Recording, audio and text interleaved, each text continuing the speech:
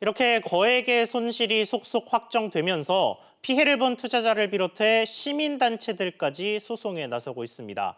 오늘 투자자들이 은행을 상대로 첫 손해배상 청구 소송을 걸었는데요. 본격화되고 있는 DLF 소송 전의 주요 쟁점들 취재기자와 짚어보겠습니다. 박규준 기자 나왔습니다. 자, 박 기자. 예.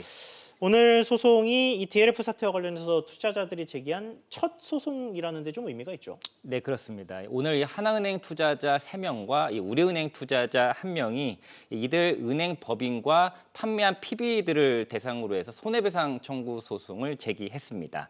은행이 민법과 자본시장법 등을 위반했으니 이 투자 원금 20억 원은 물론이고 가입날로부터 최근까지의 이자까지 은행이 돌려줘야 한다라는 그런 취지의 내용입니다. 시민단체가 직접 은행장을 대상으로 해서 형사소송에 나서기도 했는데요. 금융정의연대라는 시민단체는 지난달 23일에 손태승 우리은행장을 사규죄로 고발을 했고요. 금융소비자원이라고 하는 시민단체는 다음 달 1일에 손태승 행장과 지성규 하나은행장을 상대로 검찰에 고발할 그런 계획입니다. 이 법무법인 한누리도 투자자들을 모아서 현재 단체 소송을 준비 중인 상황인데 현재까지 투자자 약 40여 명이 참여 의사를 밝힌 것으로 전해졌습니다.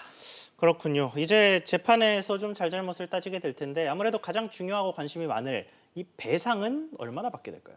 우선 불완전 판매 여부에 대해서 법원이 좀 어떻게 판단할지가 관건이 될 것 같습니다. 예. 투자자의 나이도 볼 것 같고요. 이 투자자의 투자 경험 등도 이 배상 비율 판정에 결정적인 변수가 될 전망입니다.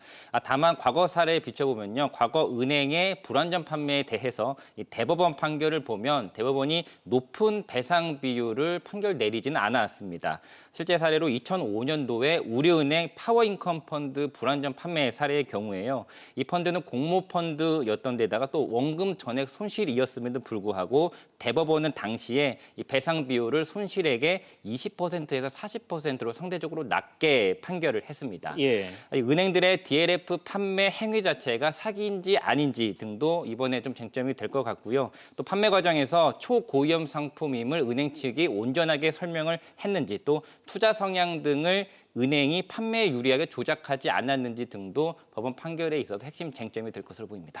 그렇군요. 그런데 이렇게 굳이 재판까지 가지 않아도 금융감독원 차원의 분쟁 조정이라는 걸 통해서도 배상을 받을 수 있다고 하던데 이 부분의 현재 진행 상황은 어떻습니까? 우선 금감원이 분쟁조정위원회 상정을 위한 사실관계 조사를 지금 진행하고 있는 상황입니다. 예. 현재 금감원은 우리은행과 하나은행 영업점을 직접 찾아가서 투자자와 판매한 PB들을 모두 불러놓고 이른바 3자 대면을 통해서 불완전 판매 관련 사실관계를 철저하게 지금 진행하고 있는 그런 상황입니다.